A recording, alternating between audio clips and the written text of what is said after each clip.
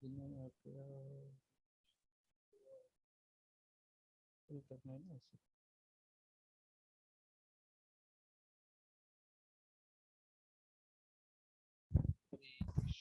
हरे कृष्णा कृष्ण कृष्ण हरे हरे, हरे Ram Ram Ram Hare Hare.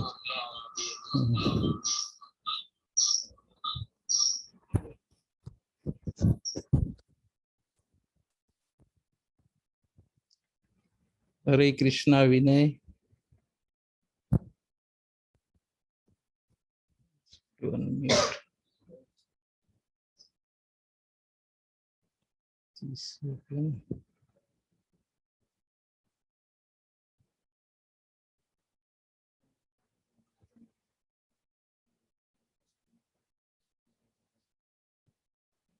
Share screen कहाँ से ऊपर करना?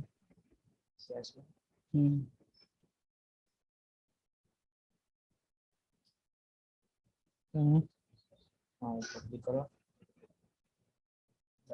दूसरा वाला है सेम यहाँ पे। हाँ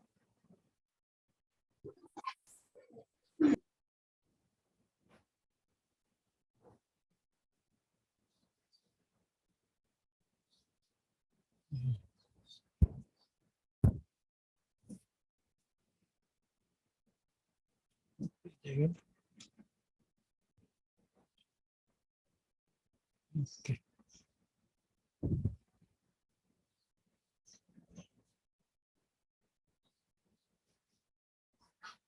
हरे कृष्णा कृष्ण कृष्णा हरे हरे, हरे राम राम राम हरे हरे। हरे कृष्णा। स्वागत है सबका। थोड़ा भगवान का स्मरण करते हैं। दीप आप पीछे गा सकते हो। जय राधा माधव कुंज बिहारी, जय राधा माधव कुंज बिहारी, गोपी जन वल्लभ गिरिवरधारी।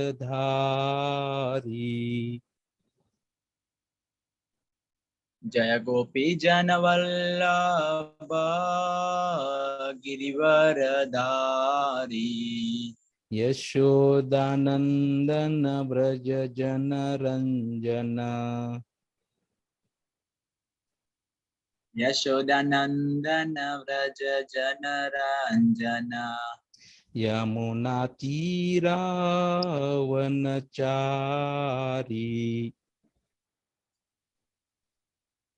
यमुना तीरावनचारी,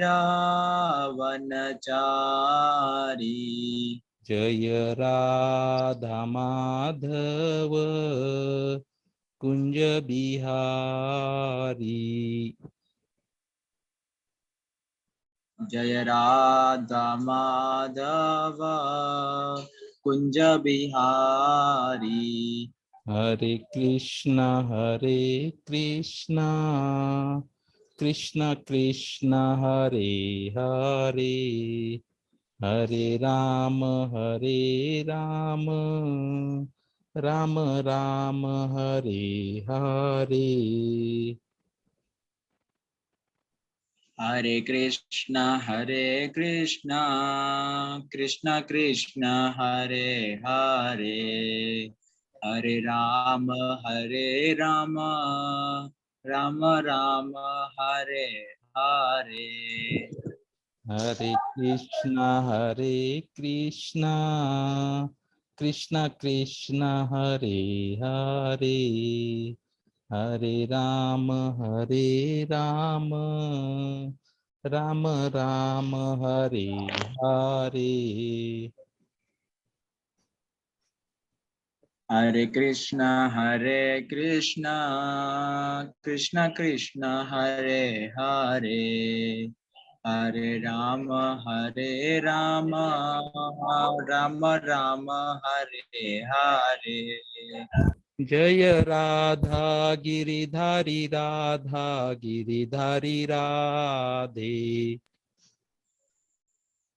जय राधा गिरिधारी राधा गिरिधारी राधे। जय गौरनिताय गौरनिताय गौरनिताय जय गौरनिताय। जय गौरनिताय गौरनिताय गौरनिताय जय गौरनिताय। जय जय प्रभुपाद प्रभुपाद प्रभुपाद प्रभुपाद। जय जय प्रभुपाद प्रभुपाद प्रभुपाद प्रभुपाद। हरिनाम संकीर्तन की जय। श्रील प्रभुपाद की जय। समवेत भक्तवृंद की जय। हरे कृष्णा। हरे स्वागत कृष्ण। स्वागत है सबका।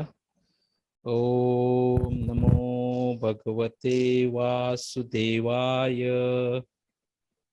ओम नमो भगवते वासुदेवाय।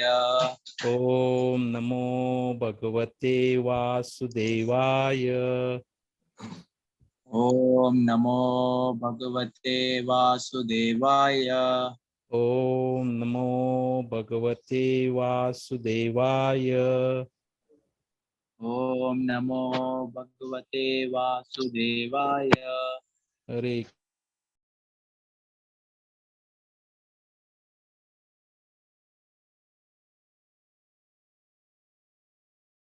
तो आज हमारा दूसरा दिन है इस आध्यात्मिक सफर का।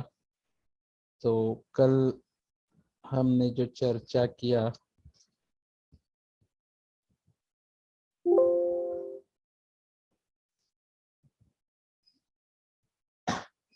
कि मनुष्य और प्राणी पशुओं में क्या फर्क है। तो कल की चर्चा के अनुसार हमने देखा कि मनुष्य जिज्ञासा कर सकता है और प्राणी जिज्ञासा नहीं कर सकते। तो जिज्ञासा हम बहुत सारी चीजों का जिज्ञासा करते हैं, हमने कल चर्चा किया था। लेकिन हमको अगर मनुष्य हम अपने आप को कहलाना है तो हमको जिज्ञासा करनी चाहिए कि मैं कौन हूँ, मैं कहाँ से आया हूँ, भगवान कौन है, भगवान के साथ मेरा संबंध क्या है। इस विषय में हमको जिज्ञासा करनी चाहिए।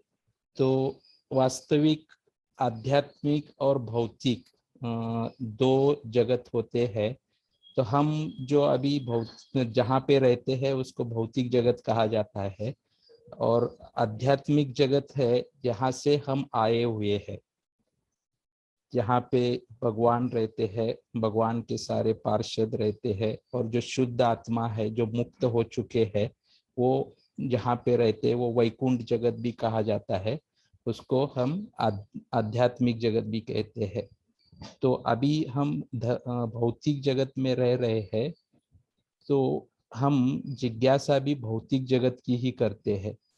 तो जब हम आध्यात्मिक जगत की जिज्ञासा करेंगे तो हम भौतिक जगत से मुक्त होके आध्यात्मिक जगत में वापस जाने का हमारा मार्ग खुल जाएगा।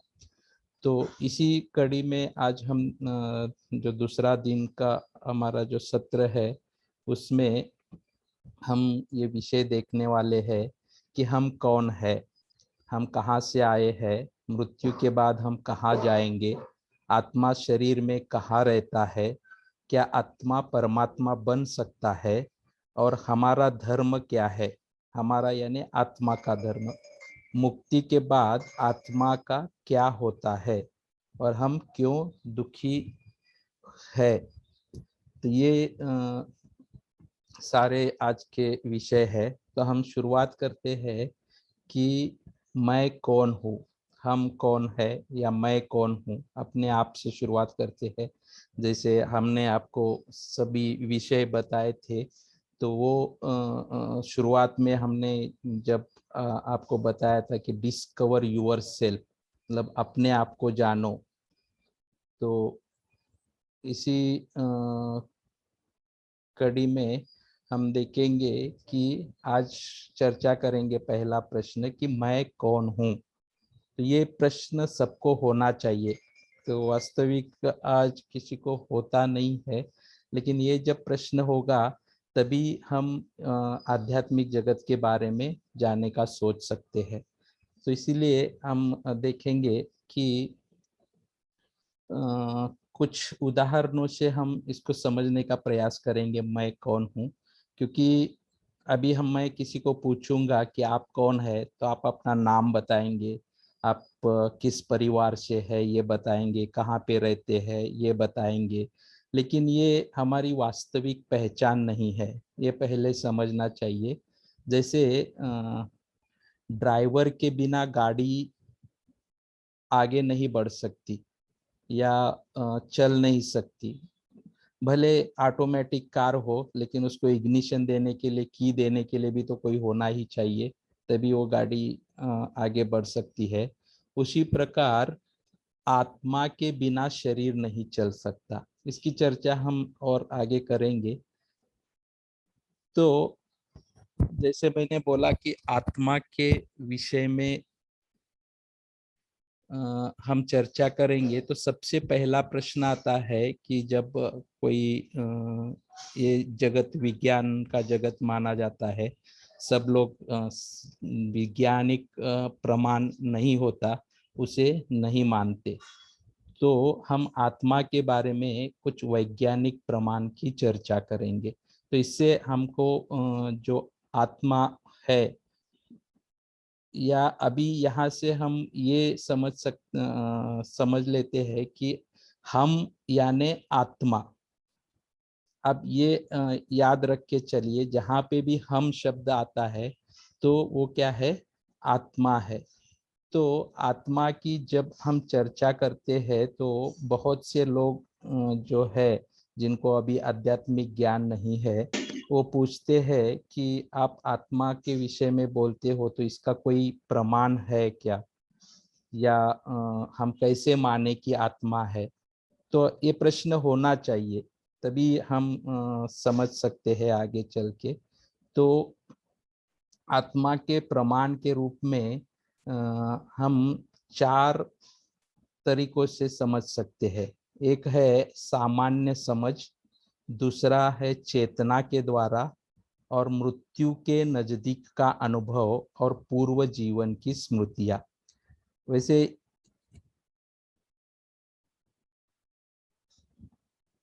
इसमें जो सामान्य समझ है, इसकी जब बात आती है तो जब कोई व्यक्ति की मृत्यु होती है तो हम क्या बोलते हैं, गुजराती में क्या बोलते हैं यहाँ पे, वो ऑफ हो गया। ऑफ हो गया इसका मतलब क्या, कोई तो ऑन था तब वो ऑफ हो गया। बाकी हम देखते हैं कि जब कोई ऑफ हो गया या किसी की मृत्यु हो गई, उसके शरीर में कुछ भी बदल नहीं होते। जो पहले शरीर था मरने से कुछ सेकंड पहले, वही शरीर मृत्यु के बाद भी एज इट इज रहता है। तो जैसे हम कोई बल्ब ऑन करते हैं तो उसमें प्रकाश होता है, और ऑफ करते हैं तो अंधेरा होता है, लेकिन जो बल्ब है उसमें कोई फर्क नहीं होता। तो खाली उसके अंदर जो बिजली होती है, जो उसको वोल्टेज एम्पियर अलग अलग वो है, इलेक्ट्रिक जो साइंस जानता है वो सब जानते हैं। तो ऐसे ही शरीर की मृत्यु होती है। तो ऑफ हुआ का मतलब क्या है कि कोई ऑन था। तो जो ऑन था वो कौन था, आत्मा था। या फिर दूसरा शब्द क्या बोलते हैं कि वो चल बसा। चल बसा मतलब कोई था, वो अभी चला गया। तो शरीर के अंदर कोई था, वो चला गया। तो वो कौन चला गया, तो जो वास्तव में जो शरीर के अंदर आत्मा रहता है, जिसको जीवनी शक्ति भी बोल सकते हैं, तो वो जो शक्ति है जो शरीर को चला रही थी, वो शक्ति चली गई, और वो शक्ति क्या है? आत्मा है। तो इसीलिए हम जो भी जब भी हम विचार करेंगे कि हम कौन है, तो इसका मतलब क्या है कि हम आत्मा है, ये याद रखना। तो हम आत्मा के प्रमाण देखेंगे, जैसे मैंने ऊपर के स्लाइड में दिखाया था, आत्मा को हम कैसे मान सकते हैं कि आत्मा है, इसकी भी चर्चा करेंगे। तो पहले ये चर्चा करते हैं कि मृत्यु के बाद हम कहाँ जाएंगे। तो ये भगवत गीता के 8वें अध्याय का 6वां श्लोक है। उसमें लिखा है कि यम यम वापि स्मरण भावम त्यजत्यन्ते कलेवरम तम तमे वैति कौन्तेय सदा तद्भाव भावितः। इसका अनुवाद है, हे कुंती पुत्र, शरीर त्यागते समय मनुष्य जिस जिस भाव का स्मरण करता है, वह उस भाव को निश्चित रूप से प्राप्त होता है। ये श्री कृष्ण अर्जुन को बता रहे हैं। कुंती पुत्र मतलब कौन है? अर्जुन है।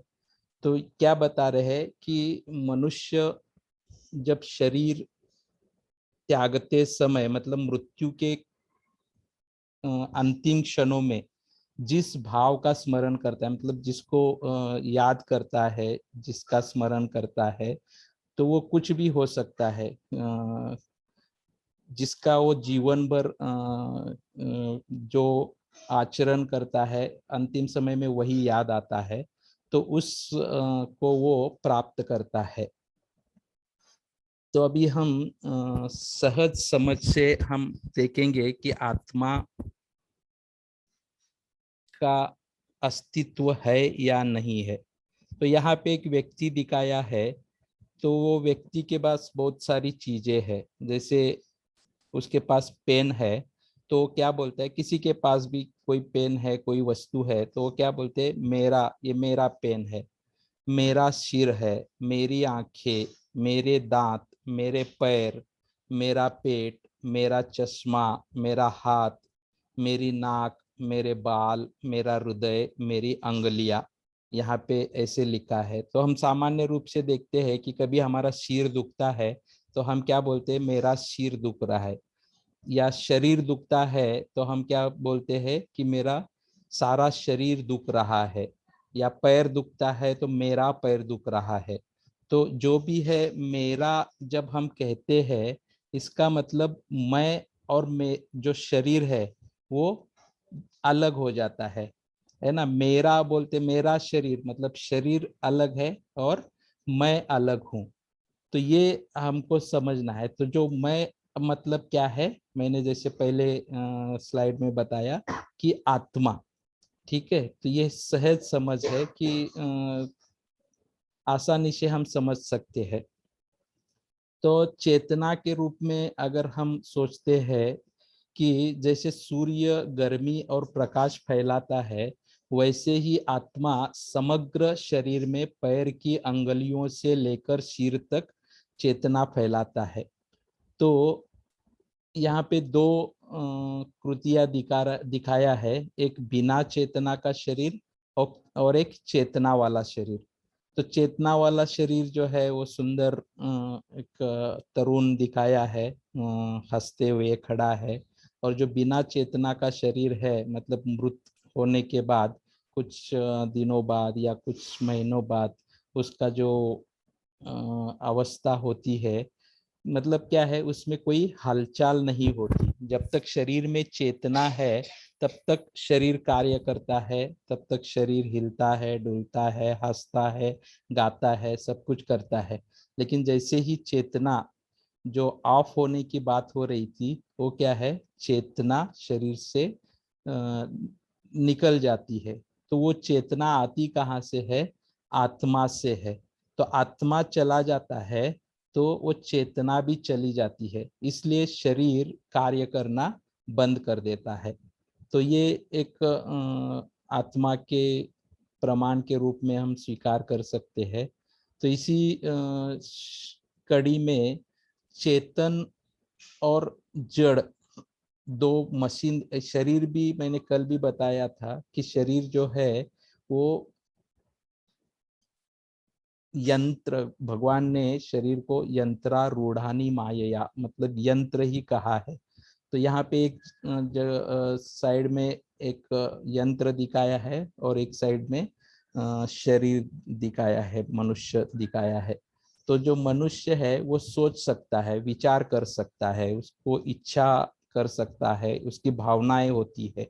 लेकिन अगर जड़ मशीन है तो वो इच्छा नहीं कर सकता, भावना नहीं होती उसमें, जो भी उसमें फंक्शन दिए हुए है उतना ही वो कार्य करता है। जैसे यहाँ पे कुछ मीटिंग के फोटो दिखाया है, उस सारे जो है चेतन है, इसलिए वो बैठ के मिलजुल के बात कर सकते हैं, विचार विमर्श कर सकते हैं, कोई निष्कर्ष निकाल सकते हैं। लेकिन जो अचेतन है, जैसे रोबोट वगैरह है, वो सोच नहीं सकते, जितना उसमें फंक्शन दिया हुआ है उतना ही वो कार्य कर सकते हैं। तो तीसरा हमारा प्रमाण के रूप में था कि मृत्यु के नजदीक का अनुभव। मृत्यु के नजदीक मतलब अभी मृत्यु होने से पहले जो अनुभव होते हैं, तो ऐसे शास्त्रज्ञों ने, मतलब आधुनिक विज्ञान ने भी ऐसे कुछ प्रमाण ढूंढे हैं कि मृत्यु के पहले बहुत सारे लोगों को कुछ अनुभव होते हैं। कोई डर जाता है, कोई हर्षित हो जाता है। तो दो प्रकार से होता है कि मृत्यु से पहले किसी को लेने के लिए यमदूत आते हैं, जिसने पाप कर्म किए हुए हैं जीवन भर, तो उनको लेने के लिए यमदूत आते हैं यमलोक ले जाने के लिए। और जिन्होंने पुण्य कर्म किए हुए हैं तो उन ऊपर से आपको और क्या हो गया? तुम्हें क्यों डाला था? इसका ऑडियो ऑन ऑफ कर दो।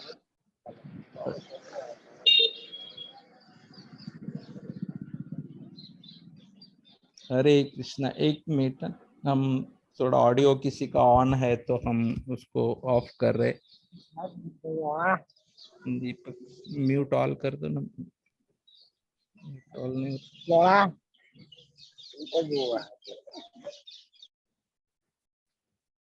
हरे कृष्णा। हाँ, शायद म्यूट हो गया है। तो मैं ये कह रहा था कि दो प्रकार के मृत्यु होते हैं, जिसमें जिन्होंने पुण्य कार्य किए हैं, अच्छे कार्य किए हैं, उसके लिए यम विष्णु दूत आते हैं ले जाने के लिए। तो वो मृत्यु के समय घबराता नहीं, वो क्योंकि यम विष्णु दूत सुंदर शरीर वाले स्मित हास्य करते हुए आते हैं उनको लेने के लिए, तो उनको देख के भी वो भी हर्षित हो जाते हैं। लेकिन जब यमदूत आते हैं तो ये इतने डरावने होते हैं कि उसको देख के वो व्यक्ति जो मरणासन्न है वो डर जाता है। तो उसके कारण बहुत सारी घटनाएं होती है, लेकिन अभी पूरा वर्णन करने का समय नहीं है। लेकिन ये मृत्यु के पहले के जो अनुभव है, मृत्यु के समय के, ऐसे बहुत सारे व्यक्तियों के शास्त्रज्ञों ने अध्ययन करके कुछ उसका उल्लेख किया है कि किसको कैसे अनुभव हुए।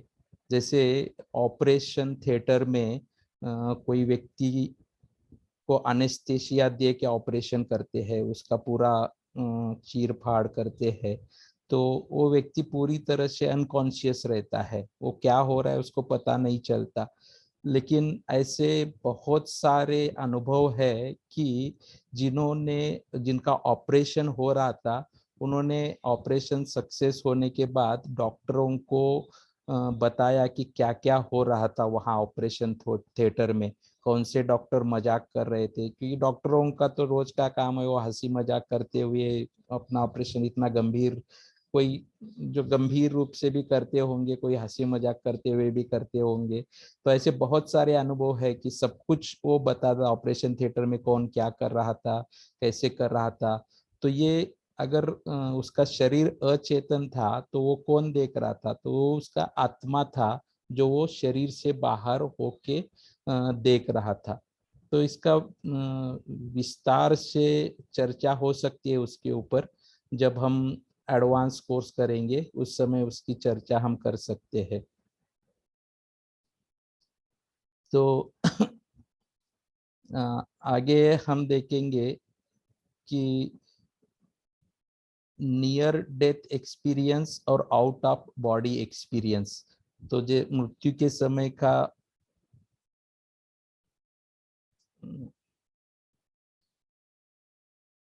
जो मृत्यु के पहले का अनुभव जिसकी हमने चर्चा की, और उसको नियर डेथ एक्सपीरियंस बोलते हैं, और आउट ऑफ बॉडी एक्सपीरियंस उसकी भी हमने चर्चा की, जब ऑपरेशन थिएटर में यहाँ पे फोटो दिखाया है और ऊपर यहाँ पे वो आदमी आत्मा देख रहा है कि क्या क्या हो रहा है उसके शरीर के साथ, ये सब कुछ। तो यहाँ पे एक स्टैटिस्टिक्स दिया है, 11% to 14% of the average American population who are mentally and physically healthy have had out of body experience. A medical journal of current problems in pediatrics, एक जर्नल आता है मेडिकल साइंस में, तो उन्होंने ये निष्कर्ष निकाला है कि अमेरिकन पॉपुलेशन के 11 से 14% लोग जो है उन्होंने आउट ऑफ बॉडी एक्सपीरियंस किया है। तो 11 से 14% का मतलब कम नहीं होता, तो बहुत सारे लोगों को आउट ऑफ बॉडी एक्सपीरियंस हुआ है। मतलब जब ऑपरेशन हो रहा था तो वो बाहर निकल के देख रहे थे कि क्या हो रहा है, तो ये कौन देख रहा था, वो आत्मा था।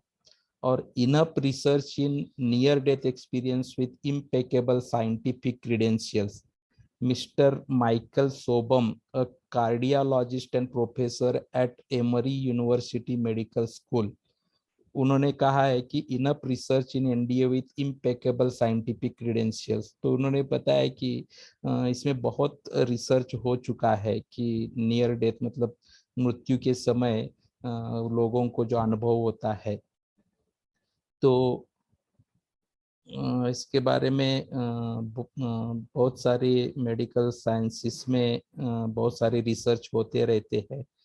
तो इसका ये अनुभव था। तो जीवन और मृत्यु की स्पष्ट समझ, हम जो शरीर है हमारा वो इन चीजों से बना है जो आपके स्क्रीन पे दिख रहा है।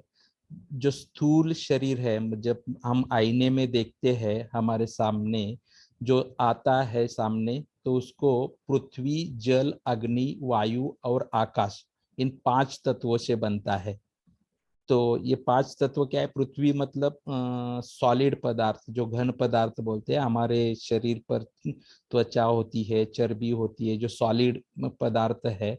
और जल, शरीर के अंदर जल होता है, ये सब जानते हैं। अग्नि होता है, आयुर्वेद मानता है अग्निमांद्य और अग्नि वो अन्न पचन करने के लिए अग्नि की जरूरत होती है। वायु तो सब जानते होता ही है। और आकाश का अर्थ है कि ओपन स्पेस, खुली जगह, ये भी हमारे शरीर के अंदर होती है। तो ये इसका हम जान सकते हैं कि ये चीजें है। और जो सूक्ष्म शरीर बोलते हैं, ये 5 चीजें, इसको स्थूल शरीर बोलते हैं। और जो दूसरा है सूक्ष्म शरीर, ये सूक्ष्म शरीर है मन, बुद्धि और अहंकार। तो सब जानते हैं कि मेरा मन है, मेरा मन ठीक नहीं है, मेरा मन उदास है, या मेरा मन उल्लसित है, जो भी है मेरा मन बोलते हैं। तो ये मन एक सूक्ष्म शरीर है हमारा। बुद्धि है, सबको बुद्धि है, हम देख नहीं सकते इसलिए उसको सूक्ष्म माना जाता है। तो मन, बुद्धि है। और अहंकार, अहंकार मतलब मैं और मेरा, ये मैं हूँ, ये मेरा है, ये जो होता है उसको अहंकार, ये सभी के अंदर होता है। तो इसको हम नहीं देख सकते, इसलिए उसको सूक्ष्म शरीर बोला है। और एक शरीर होता है उसको आध्यात्मिक शरीर कहते हैं। तो ये आध्यात्मिक शरीर, जैसे ये 5 तत्व स्थूल शरीर के, 3 तत्व सूक्ष्म शरीर के होते हैं, ऐसे ही आध्यात्मिक शरीर के 3 तत्व होते हैं, सत, चित और आनंद। सत मतलब शाश्वत, चित मतलब ज्ञानमय, उसका पूरी तरह से ज्ञान होता है, और आनंद मतलब आनंदमय, वो पूरी तरह से आनंद में रहता है। तो ये जो पहले 8 चीजें हैं, स्थूल शरीर और सूक्ष्म शरीर, ये जो हमारा शरीर दिखता है ये शरीर है, और जो आत्मा है वो उसको आध्यात्मिक शरीर कहते हैं, सत चित आनंद। तो आगे आत्मा का ज्ञान ये विस्तार से आत्मा का भगवत गीता में कहाँ कहाँ उल्लेख हुआ है ये दिया हुआ है। तो इसका समय थोड़ा कम है, इसलिए ज्यादा हम इसकी चर्चा नहीं करेंगे। आत्मा क्या होता है, आत्मा कैसे होता है, ये भगवत गीता में 12वें दूसरे अध्याय के 12वें श्लोक से 30वें श्लोक तक इसका पूरा वर्णन है। तो ये यहाँ पे दिया है। उसके बाद आत्मा का स्वरूप है, आत्मा जड़ पदार्थ को रूप देता है। कोई कहता है कि आत्मा का स्वरूप नहीं होता है, आत्मा एक शक्ति है, आत्मा एक शिव चेतना है। ऐसा नहीं है। आत्मा का स्वरूप होता है और वो जड़ पदार्थ को स्वरूप देता है। जैसे यहाँ पे दिखाया है कि जड़ पदार्थ है उसका कोई स्वरूप नहीं है, लेकिन आत्मा और जड़ पदार्थ दोनों का कॉम्बिनेशन होता है, तब वो क्या होता है, उसका स्वरूप होता है।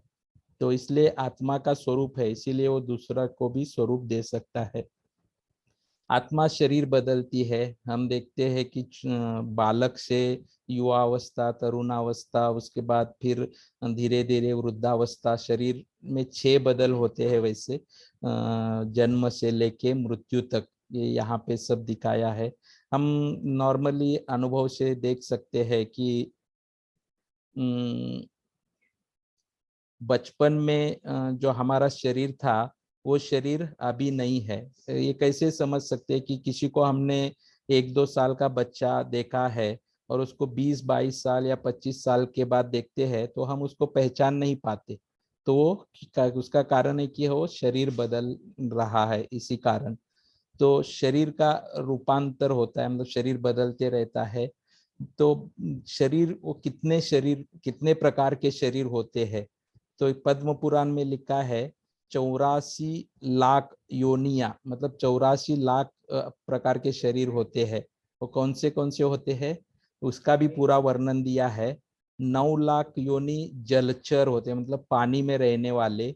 20 लाख योनि पौधे वृक्ष जो बॉटनी के अंदर आते हैं, वो 20 लाख आते हैं। और आपको साइंटिस्ट को इसमें से 4 लाख वृक्षों का ही पता है, लेकिन शास्त्र में 20 लाख लिखा हुआ है। 11 लाख योनि जीव जंतु होते हैं, जो हम छोटे छोटे जीव देखते हैं, ये 11 लाख। पक्षियों 10 लाख प्रकार के होते हैं। 30 लाख पशु प्राणी होते हैं और 4 लाख मनुष्य होते हैं। अभी यहाँ पे थोड़ा सा आश्चर्य हो सकता है कि मनुष्य 4 लाख कैसे। तो मैंने जो चेतना की बात की थी, चेतना के विविधता के कारण यहाँ पे वो 4 लाख बताया गया है। ठीक।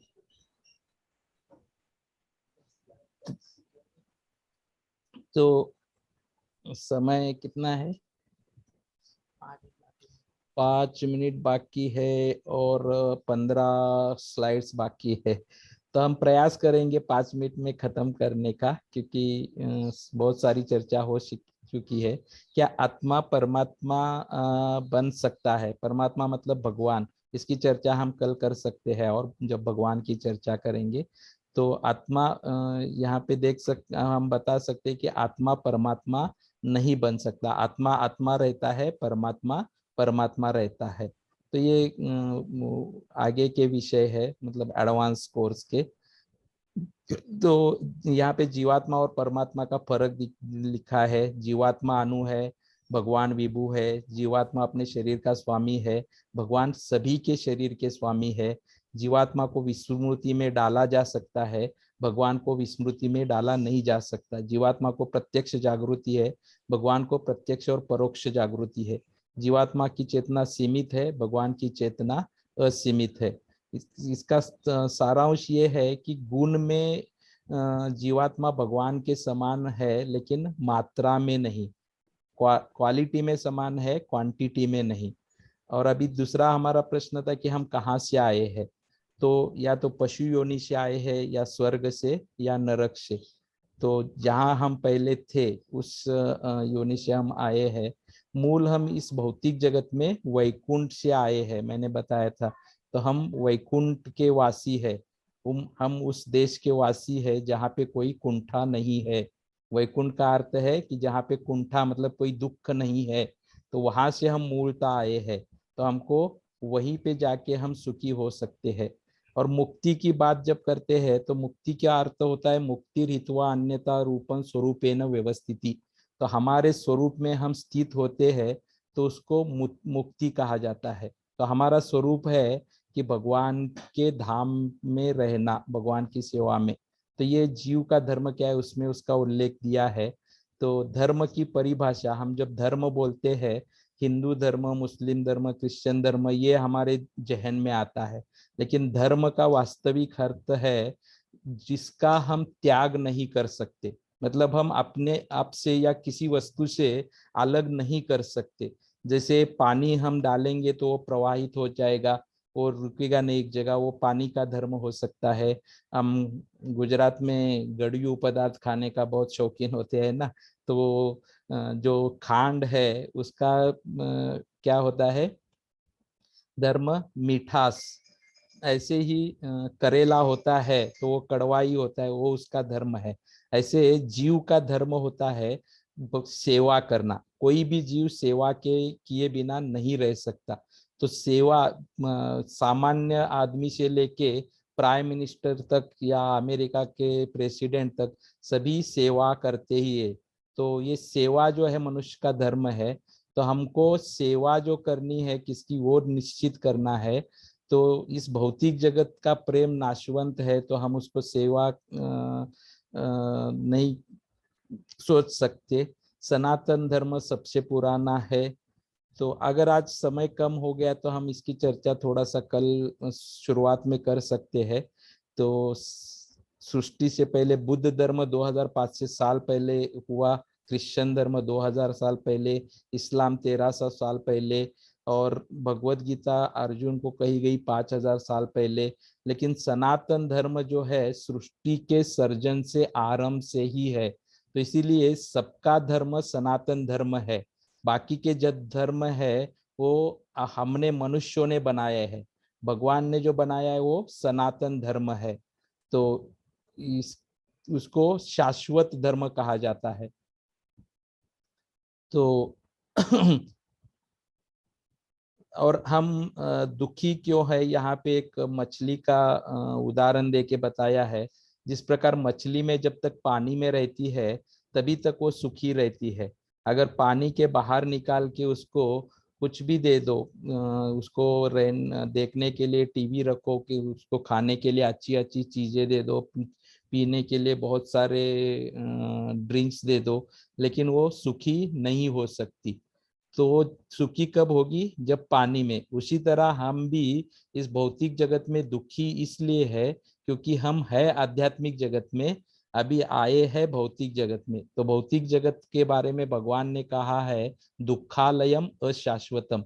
भौतिक जगत दुखों का आगर है, दुखों का आलय है। जैसे हिमालय है, विद्यालय है, औषधालय है, वहां पे जो जो वस्तु मिलती है, ऐसे ही यहाँ पे भौतिक जगत में हमको दुख ही दुख मिलेगा, यहाँ पे सुख नहीं मिलेगा।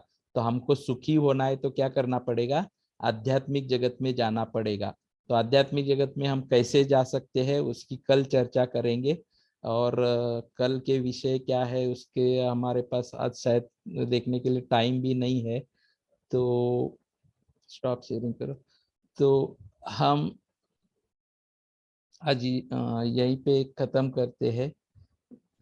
1 मिनट बाकी है खाली। तो क्वेश्चन आंसर मैंने बोला था कि आप लिख के रख सकते हैं। आज क्षमा करना, क्वेश्चन आंसर का भी टाइम नहीं मिल पाया।